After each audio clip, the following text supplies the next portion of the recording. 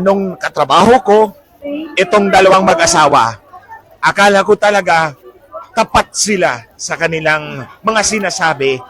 Yung pala, hindi naman pala. Yung personal nilang interest ang nananaig at palaging mananaig.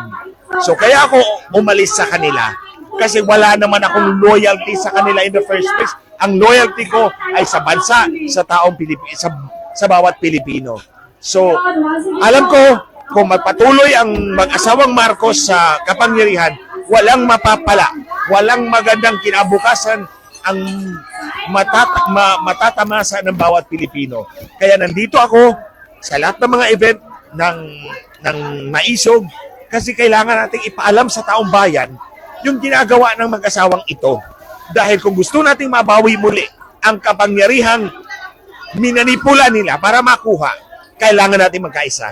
At magkaisa lamang tayo kung lahat ng bawat Pilipino ay alam kung ano yung pinaglalaban natin. Kaya mahalaga yung mga event na ito para umabot yung kaalaman sa taong bayan. Lalong-lalo na sa ating mga OFWs kasi meron silang economic power. So, kahit sinong Pilipino, we will go out there, ipaabot natin yung impormasyon, yung kaalaman na to para magkaisa tayong lahat at makamit natin yung gusto natin makamit para sa bayan. Thank you, ma'am.